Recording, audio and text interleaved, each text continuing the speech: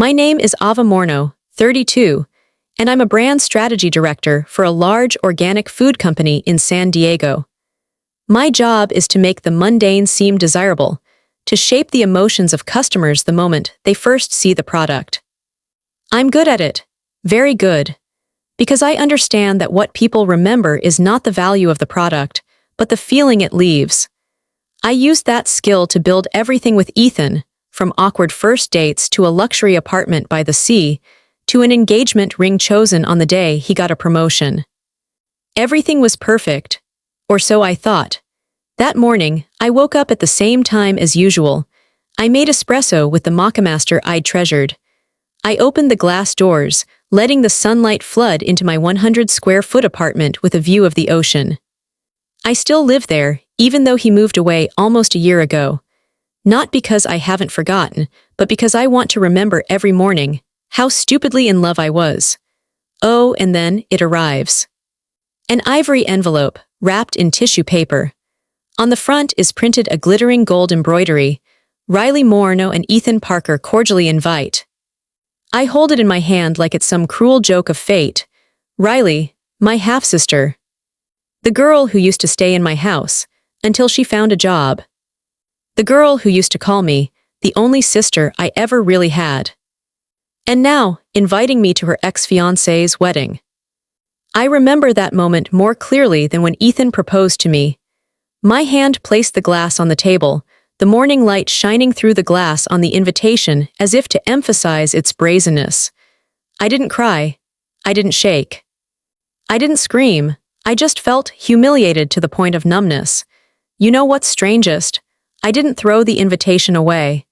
I placed it neatly on the table, sitting across from it as if negotiating with a tuxedo thief. Then I took a sip of espresso, closed my eyes, and for the first time in 10 months I smiled. Not a happy smile.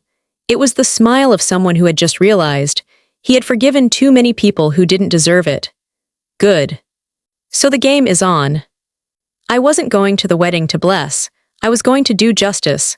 And believe me, the entire wedding ceremony will never be forgotten the day I walked in. A year ago, my life seemed to be at its peak. I had just been promoted to Director of Brand Strategy after a hugely successful repositioning campaign, and Ethan, the man I had loved for almost a decade, got down on one knee and proposed to me under the La Jolla Shore's sunset, where the waves lapped gently and the sunset tinged his hair red. I thought, this is the moment when all the hard work of my youth finally paid off. We booked a beach restaurant for the wedding. I chose a plain wedding dress, not flashy, but hugging the waist that had been trained all year. Ethan cried when he saw me try it on for the first time. I remember it as clearly as if it had happened this morning. And then London called me. The branch there needed me to help expand the newly acquired brand. At first I wanted to refuse. I didn't want to be away from Ethan at that time. But he took my hand and said softly, "You are the best person for this. I am proud of you. I will wait." I believed it. London in early December was so cold that coffee would freeze in a cup if you left it near the window for too long. I rented a small apartment in Chelsea, where I woke up every morning to the sound of honking taxis and office workers' high heels clicking on the gray stone sidewalks. I worked from 9 to almost midnight. They needed me to redesign the entire brand, coordinate strategic marketing, and build pitch decks for investors. I lived on coffee, deadlines, and Zoom meetings at 3 a.m. California time. Ethan called every night, even if it was just for a few minutes. One day he didn't pick up, saying he was late for the gym. Another day he overslept. I didn't doubt it, because I trusted him. I trusted the way he used to stroke my hair and say, "We're a team, right?" But I started to notice little things changing. He stopped asking me how my day was. He stopped sending pictures of his cooking. And Riley, my little sister, started going quiet in our family group chat. She used to send memes, update on her boyfriend's dates, or complain about work. Suddenly, she wasn't online. I'd send her a private message asking, "Are you okay?" She'd just say, "Fine, don't worry." I still didn't doubt it. I thought he was having his own problems. Everyone was. But one evening, When I walked into my empty London apartment after a long day of presenting, I saw that my engagement photo had been deleted from Ethan's Instagram. Not made private. Completely deleted. As if it had never existed. My heart dropped to a hollow place in the pit of my stomach. I didn't know whether to call or pretend not to see. I called. No answer. I left a message. "Are you okay?" He texted back, 5 hours later. "Yeah, just busy." It was the first time in 8 years that I began to doubt. Not because I saw anything clearly, but because I felt like I was being excluded from my own life. I didn't know that Riley had moved into my house for convenience, while Ethan was also living there temporarily to house sit. I didn't know that, while I was standing in the middle of a meeting in the glass building in Piccadilly, my lover and my sister were choosing matching outfits to wear to brunch on Sunday. I didn't know until I got back. It was too late. I came back earlier than expected. The original schedule was to fly out the following weekend, but after completing the restructuring deal ahead of schedule, I decided to give Ethan a surprise. I imagined him opening the door and being stunned to see me with my suitcase in hand, smiling, saying I'm home. The flight from Heathrow to Lax landed at dawn. I didn't call ahead. I didn't text. I wanted to see his honest reaction. I even bought a bottle of his favorite red wine at the airport. When the taxi stopped in front of the apartment, it was still foggy. I dragged my suitcase through the familiar hallway, my heart pounding with anticipation. Everything was quiet. I used my own key to open the door. It was the same lock I had changed a month before leaving for London.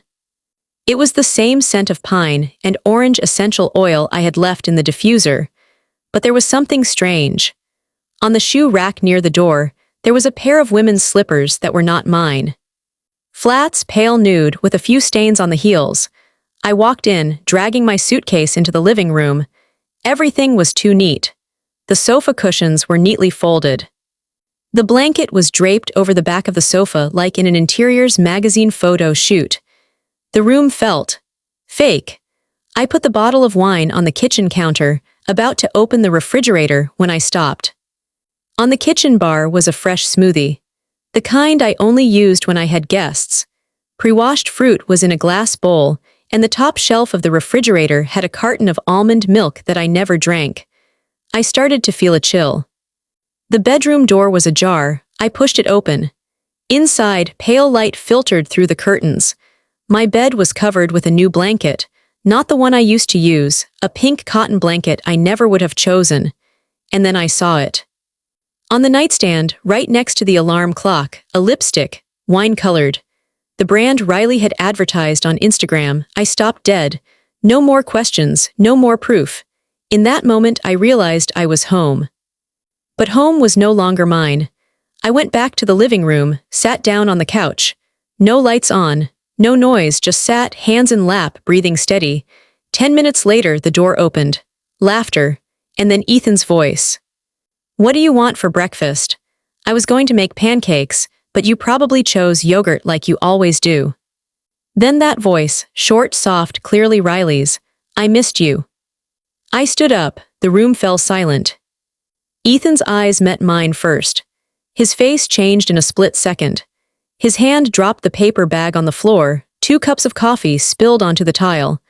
Riley walked in after him, wearing Ethan's hoodie, hair tied up, bare feet. 3 seconds. No one said anything. I was the one to break the silence. "Hello, you two. Looks cozy." Ethan opened his mouth. No sound. Riley took a half step back. I looked at both of them, a man I once trusted with all my heart. A sister I once protected, bought cold medicine for late at night, hugged and cried to when I had a broken heart. Now standing there, looking at me, like I wasn't supposed to be here, I said just one sentence. "Okay. How long have you two been living like this?" Ethan swallowed.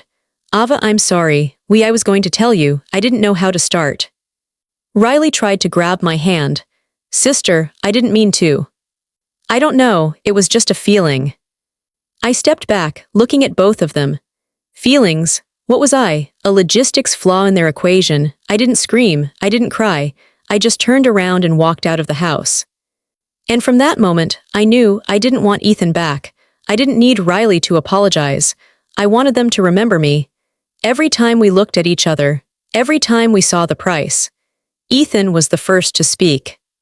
His voice was tight, urgent, as if he was trying to convince himself before he could convince me. Ava, this wasn't planned, I swear. We didn't mean it. It just happened. I don't know where to start.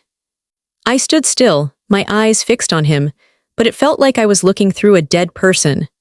An empty shell of lies covered in eyes that knew when to apologize. Riley stood behind him, her face as pale as a thief caught in the act. She hesitated for a few seconds, then whispered in a voice as light as a breeze but as sharp as needle. I don't know why this happened. I just followed my heart.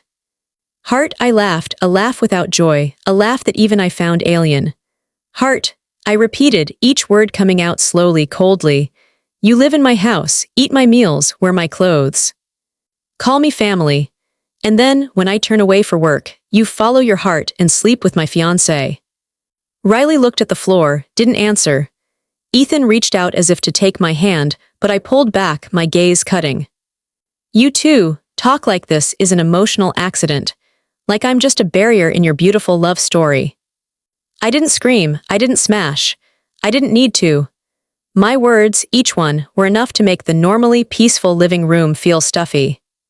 Ethan opened his mouth again, this time more quietly. I still love you, Ava. It's just with Riley, things happen so fast.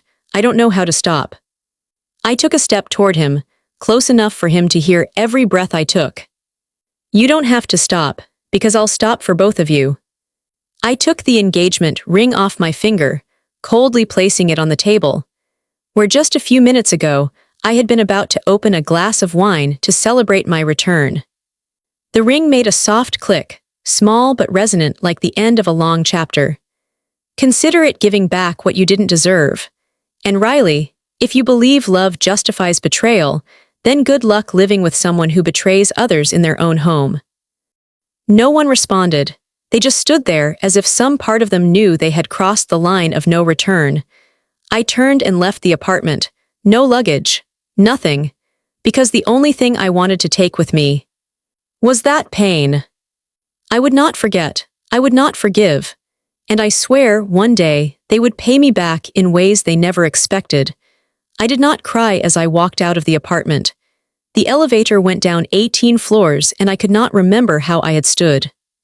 The doors opened, and I dragged my feet like a shadow into the underground parking lot, where my Lexus was still parked neatly as if nothing had happened. But inside me, a storm had just swept away everything that had ever existed. I drove west, not caring where I was going. Just far enough, quiet enough. A beachside rest stop in Encinitas was where I ended up. I sat in the car, watching the sun sink below the horizon, and let the sound of the waves drown out the sound of my heart beating out of rhythm. That night, I rented a temporary room with an unknown credit card. Small, windowless, no art on the walls. The perfect place to start forgetting Ava Moreno, the woman who had lost everything in one afternoon. I opened my phone. Instagram, delete. Facebook, remove all posts. Disable, LinkedIn, hide profile. Pinterest, Gmail, WhatsApp, Slack, wipe history, erase all traces. I deleted the photos I was once proud of. My engagement in Napa, the photo of me shaking hands with the Italian CEO when I signed my first big deal. The posts that got thousands of likes. The congratulations. All of them were now just evidence of a life I no longer wanted to live. No one has seen me online since that day. I disappeared. No messages. No statuses. No check-ins. I buried myself. But not to die, but to be reborn. I emailed a request for a 3-month leave of absence, citing work burnout and personal reasons. The company accepted, no questions asked. Maybe they saw the blank look in my eyes at the last meeting. Maybe they didn't care. I withdrew all the money from Ethan's joint account. Half was legally mine. There was nothing he could do. I closed my bank account, canceled my credit cards, and created a new account under a mixed name. Every contact with me, friends, coworkers, relatives, led to a dead end. No one knew where I was, And that made me feel, for the first time in my life, in complete control. I rented a small studio in Tucson, Arizona. It was dry, sunny, dusty, and far from anything familiar. I chose it because no one would look for me there, and because no one who loves each other more than betrayal chooses this place as their honeymoon destination. I live simply. No makeup, no dresses. No one calls me beautiful Ava or powerful boss. I am an anonymous person who buys vegetables in the cheap supermarket, works via anonymous email, and reads books in silence every night. But in that darkness, I prepare myself from scratch. I schedule gym sessions. I learn how to cut my own hair. I read about the psychology of betrayal, about how cheaters often develop psychologically. I learn how to look straight without saying a word but still make the person opposite me feel cold. I am not hiding. I am building. I am not falling. I am gathering the pieces of a person who was once broken, and when I come back, I will not need to scream, just walk in, quietly, and silence the room. Tucson, Arizona, a place with dusty streets in the burning sun, a place where no one knows who you are and no one cares what you were. I didn't choose it because I liked it. I chose it because I could literally disappear. A city nestled between dry sand dunes, sprawling cactus, and heat that slowed everything to near stillness. I rented a small studio in the south of the city. Cement floors, peeling paint, rattling air conditioner. No balcony, no ocean view, no more mornings on the balcony watching cruise ships go by. The room had just enough light to see my face in the mirror, pale, sleep-deprived, but alert. I used a new credit card, a new phone number, a new email. My name on the bill was Anna M., a middle name. No trace, no social media, no trace of the Ava Moreno, who had been featured in industry magazines, invited to speak, and was the pride of California's high-end food marketing community. I registered a new LLC using an off-site address as my office. The name, Blue Mesa Strategy. No affiliation, no identity, no big name. I started from scratch. No employees, no logo, no signage. It was just me, a laptop, and a list of clients I had helped in the past, people who were willing to sign contracts, as long as they didn't need to know who I was. I worked in the shadows. Writing strategies, brainstorming ideas, sending proposals as anonymous consultants. And little by little, the money started to flow in. Not as much as before, but enough to let me know I was still valuable. No name, no fame. No applause when I walk into a conference room. I do something like a resurrection. But this time, I don't build to be loved. I build to be indestructible.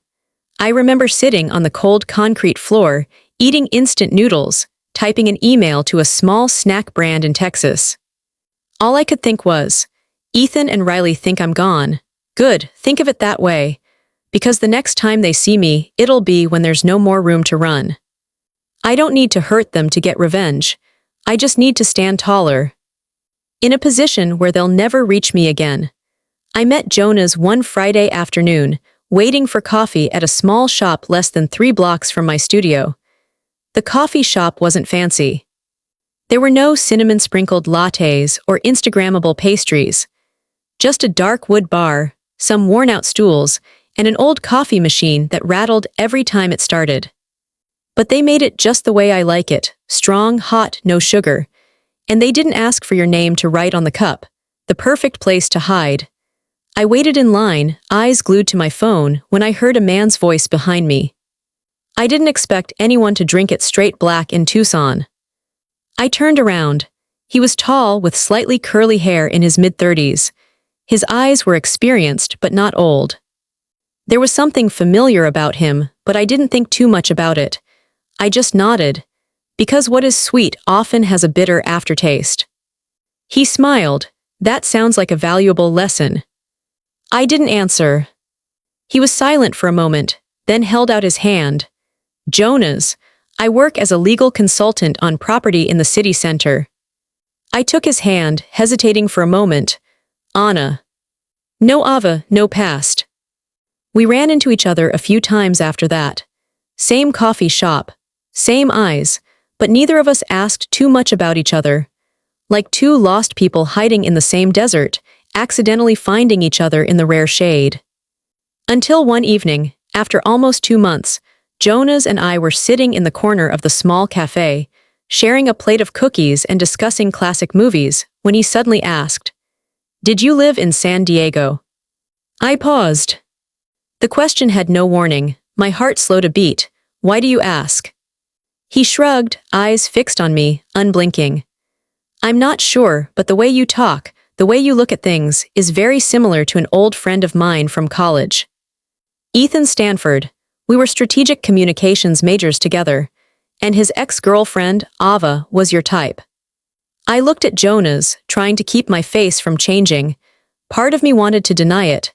Part of me wanted to run. But then another part, the part that had been quietly rebuilding my life, said, "I know Ethan." Jonas narrowed his eyes. "So you're Ava." I sighed. There was nothing left to hide.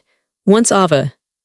Now Anna, someone who learned to survive being stabbed in the back by the two people she loved most. Jonas wasn't shocked. He didn't pity her. He nodded, as if he finally understood the missing piece. "I don't hang out with Ethan anymore. I broke it off a few years ago when I saw him doing shady things with the foundation. I wasn't surprised to hear about you. But Ava, Anna, you're rebuilding everything. And I don't know what you're planning, but if you need any legal help, from protecting assets, to protecting your identity, to something more complicated." He paused, as if choosing his words. "Just call me, no need to explain." I didn't answer right away. I just looked at him, for a long time. And then I understood Jonas wasn't a remnant of my past. He was the catalyst for the future I was preparing for. A future where I wouldn't just stand up. I would come back and make the name Ava Moreno ring out again, this time as a warning. I don't know how I would have reacted if this hadn't happened.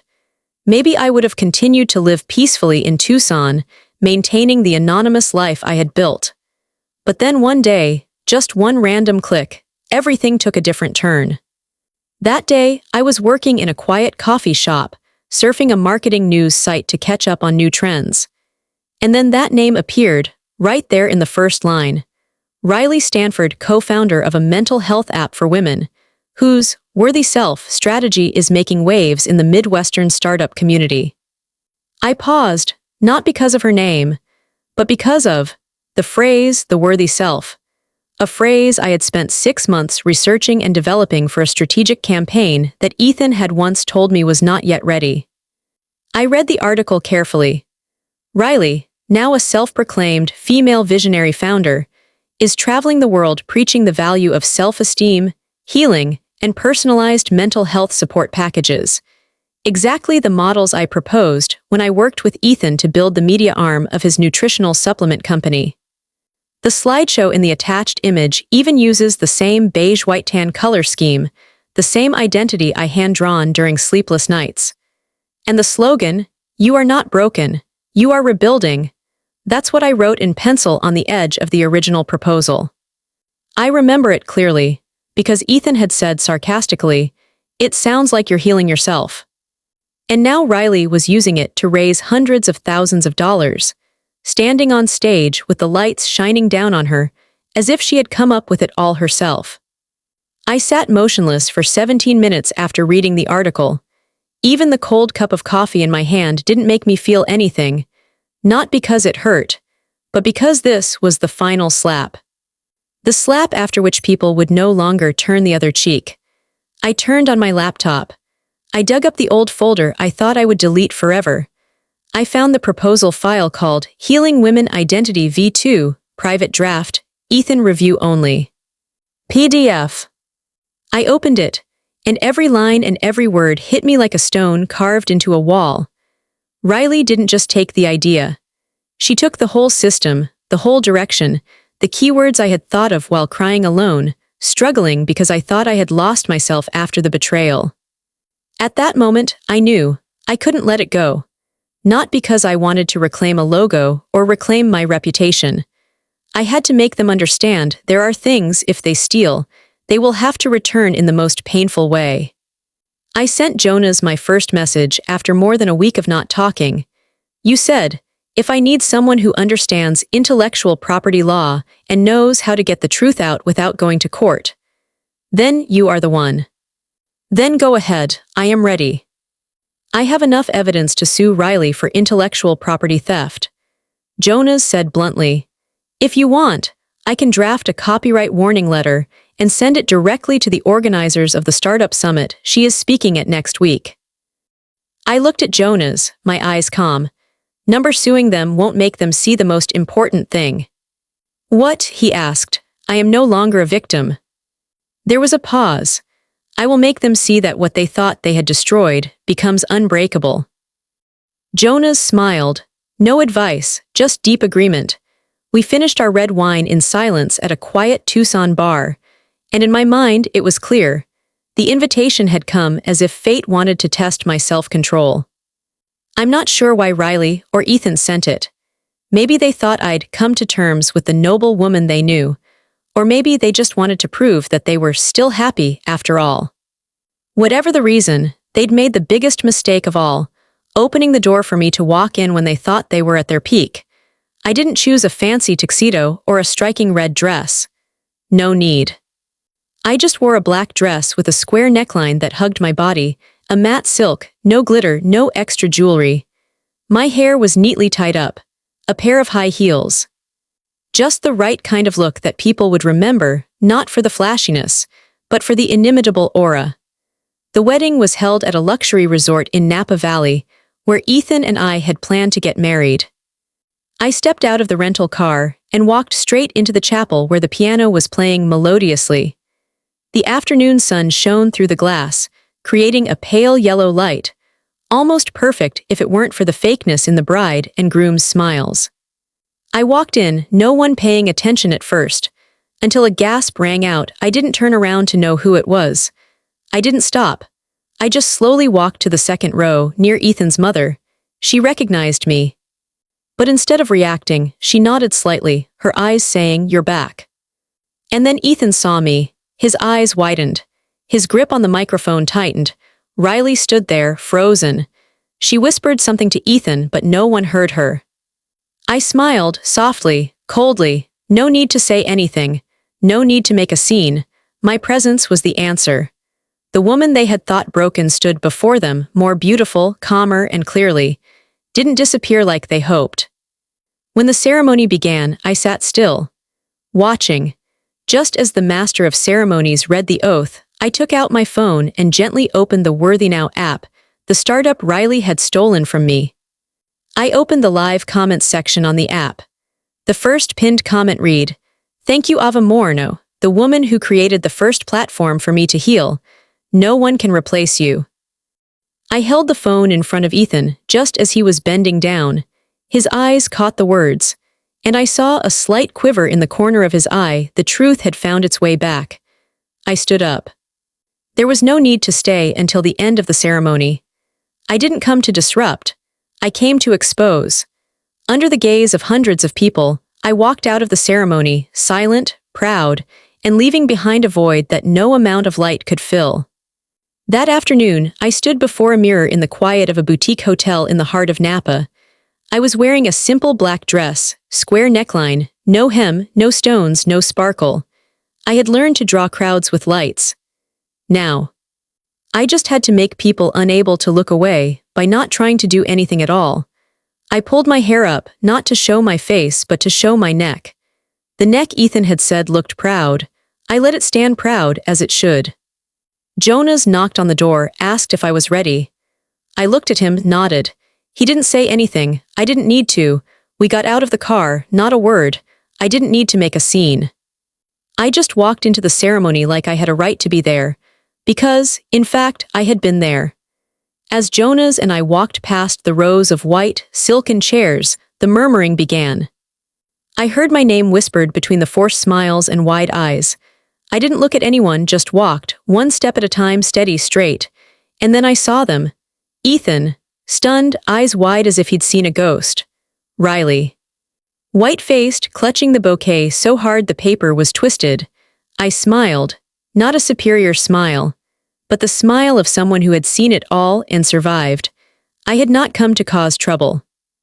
I had come to look them in the eye and let them see that I was no longer the old me they had trampled.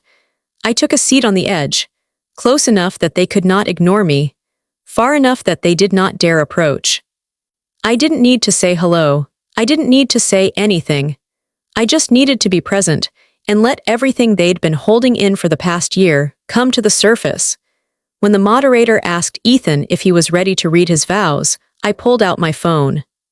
Opened an app. Worthy Now, Riley's app. I opened the pinned comments. And the first thing that popped up was the sentence I'd been reading over and over for the past week. Thank you, Ava Moreno, the woman who created the first foundation for my healing. You're irreplaceable. I leaned in, holding the phone up to Ethan's eye level as he glanced my way. I said nothing. Just let him read it all. And I saw it, the flicker of a wink, the confusion mixed with panic. Because he knew everything they were standing for today stemmed from the one person they were trying to bury alive. I stood up. I didn't need to see how the ceremony ended. No need to hear the bell ring or the confetti fly. I came. I looked straight. I let them see, then I left. And they, forever. I saw the wavering in Ethan's eyes as he took the microphone. His hand shook slightly, not enough for the room to notice, but I'd held it long enough to recognize the signs of deception. Riley was, as I'd expected, forcing a smile. But it was so forced that her teeth clenched as if each toast was cutting into her gums. The white dress she wore, fussy, extravagant, over the top, was like armor against the broken self inside. I did nothing, didn't step forward, didn't react, just sat there, back straight, hands on my lap, eyes forward as if I were some stranger accidentally dropped in on the ceremony. But I knew every second that passed I was in their thoughts. When they said their vows, Riley's voice shook slightly. Ethan hesitated twice. No one noticed or they tried to ignore it, but I did, and I knew this wasn't a beginning. This was an end wrapped in white lace. I didn't feel pain. Not anymore. All that had fallen away long ago, piece by piece, during the nights I spent alone in Tucson, learning to rebuild myself from the rubble. I watched them kiss. I watched the fake applause. I watched the smiles of the guests, those who didn't understand the story or understood too well but chose to remain silent. And I sat there, not moving, not making any expression, because in that moment I was no longer involved. I had been the victim in this story. But in that moment, as the two betrayers tried to keep their composure in the presence of the person they thought they had buried, I was no longer the victim. I am living proof of the comeback. A reminder that justice doesn't need a shout. It just needs to be there at the right time, in the right place, with enough charisma to make the wrongdoer bow on their own false day of glory. I stood up as they stepped off the stage. No one stopped me. No one dared. And as I turned away, walking slowly toward the gate, I felt it not victory but liberation. I didn't need to break them. I just needed to show them they never really won. I had planned to leave after they said their vows. Really. But then the MC announced that the bride wanted to say a few words of thanks, and my instincts told me to stay. Because if I had come this far, I couldn't turn away while the truth was still looming. Riley stepped onto the platform, the late afternoon sunlight streaming through the glass curtains, illuminating her carefully made-up face. She held the microphone, her hands shaking a little, but her eyes were back to the Riley I knew, confident, calculating, and always with a script in mind. She started with the usual lines. Thanking her parents, thanking the guests, thanking him, Ethan, for being there for her during the uncertain, not easy, but always hopeful days. I was about to ignore it. Until Riley paused for a few seconds, looking off into the distance, where I was sitting. She gave a small smile, then said in a sweet but piercing voice, I always believed, if two people truly belong together, the universe will bring them back, regardless of the distance, regardless of the people who have accompanied them before. No matter who they are with, their hearts will still find their true home. No one laughed, no one gasped, but the room was quiet. I could see a few heads turn to look at me, some sat still, some tried to look away, but I didn't bow. I didn't avoid it, I just smiled. A small smile, just enough for Riley to see. She thought she had the last word in this story. But no, what she said didn't break me. It just revealed that she was still living in my shadow. Even in the moment of wearing a wedding dress and standing next to the man she stole, she still needed to mention the ex to affirm her worth. I didn't need to speak up. I didn't need to fight back. Because if she had really won, then I wouldn't have needed to be present in her speech. Riley walked down to a smattering of applause. Ethan didn't look at me. Didn't dare. He turned to her, kissing her forehead mechanically. And in that moment, it was clear to me, this was no longer a wedding. This was a stage, and I had just been the wordless character who made the ending empty. I stood up, gently, as if nothing had ever happened to me. I came, I saw, and I left. And they would have to live forever with what they had inadvertently revealed. They didn't love each other. They were just accomplices in the destruction of a woman, and failed. I was almost to the door, intending to leave the ceremony without looking back. But then the MC's voice rang out, inviting a special character to speak. I present the honorary sponsor of the bride's startup, Mr. Jonas Whitmore. I paused, didn't look at Jonas, didn't turn, but my heart stung. Just for a second, Jonas, honorary sponsor. I turned and walked slowly back to my seat. The room applauded softly as Jonas stood, adjusted the buttons on his jacket, and approached the podium. He didn't look at Riley, he didn't look at Ethan, his eyes were fixed on me. No nod, no smile, just a look that said, "It's time, you don't have to fend for yourself anymore." He took the microphone. His voice was deep, clear, but as light as wind touching water. "I'm Jonas Whitmore. A few months ago, I helped Ms. Riley with the legal paperwork and the company formation process. I also provided consulting support during the early stages." Everyone murmured. Riley stood still, but the corners of her lips still held a polite smile. Jonas looked around the room, paused for a few seconds, and continued. "But there is one thing to be clear about. The original idea for the platform that the company is promoting today was not Ms. Riley's. That idea was written by someone else. A woman who had been betrayed, who had been trampled, but who had not given up on herself. And today, I am with that person." He turned, looking straight at me. The room turned. The whispers died. People looked at me as if they had just discovered the name of an untitled painting they had been staring at all night, and somehow found heartbreaking. Riley froze. Ethan, I couldn't tell if his face had turned from red to white or vice versa. Because my eyes were only on Jonas, the first man who had chosen to stand by me, not out of pity but out of truth, I stood up, not fast, not slow, just the right moment. I took a step up, not touching the microphone, just loud enough to say, "The last time I asked someone to keep a secret for me, I lost everything. This time I said it myself, clearly in front of everyone. I created the entire structure, the community goals, and the underlying idea for the app you're investing in. And though I don't choose to sue, I don't choose to remain silent." I turned, I nodded to Jonas. My eyes flickered to Riley. She was frozen, unmoving. Ethan stood behind her, not daring to move. No one said anything. No one applauded. But that silence, it was the most steely sound I'd ever heard in my life. I didn't wait. I walked out of the aisle, for real this time. But unlike last time, I didn't walk out because I was hurt. I walked out because I'd just finished a sentence without a court.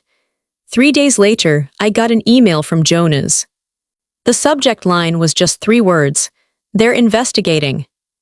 In the letter, he included a scan of a legal document from the Intellectual Property Control Board. It seemed that after the ceremony, someone, or perhaps an investor, had filed a petition to review the origin of the Riley startup idea. And every trace in the company's records led back to the proposal I'd sent Ethan last year. Jonas asked if I wanted to continue the lawsuit. He reiterated that I had every reason and that he was willing to represent me legally. I didn't answer right away. I made a cup of tea, sat by the window of my small apartment in Tucson, where the afternoon sun still gently touched the faded wood frame, the place where I had once shrunk like a wound. I look back now, and I'm not the same woman I was. I didn't need a lawsuit to get my name back. I needed to turn that experience into something bigger, something a legal judgment couldn't give me: exposure. Instead of suing Riley, I started planning a conference. I called it Ideas Worth Guarding. A small forum, starting in Tucson, but growing, for women who had their work stolen from them, who had been belittled for ideas that weren't theirs, who had suffered silently for fear of being seen as annoying or petty. I didn't use Riley's name. I didn't use Ethan's name. I told my story in my own voice, without placation, without excuses. And I saw their eyes, women who felt understood for the first time, trembling just as I had. I don't need anyone to apologize. I just need people who were like me, no longer silent. And sometimes I think, that's the best revenge. Looking back, I'm not sure what made me stronger: the betrayal, the pain, or the time I spent silently healing myself. Here's something people rarely tell you: revenge isn't always about shouting it out in public or releasing evidence right away. Sometimes revenge is getting up without them. It's becoming the version of yourself they thought you could never be, and quietly walking past them like they were never the mountain you thought you couldn't climb. I lived in the dark for a long time, not because I was weak, but because I needed the silence to hear my voice again. When everything is taken from you, your name, your work, your love, your faith, the only thing left is a choice. And I choose not to be them. I don't retaliate by destroying.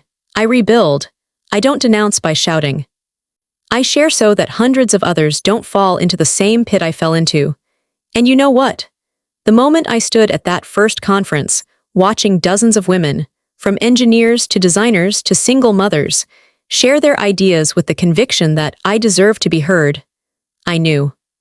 I had won, not over Riley, not over Ethan, over the fragile ego that wanted to turn me into a bitter person. I chose to forgive, not because they deserved it, but because I deserved to be free of them.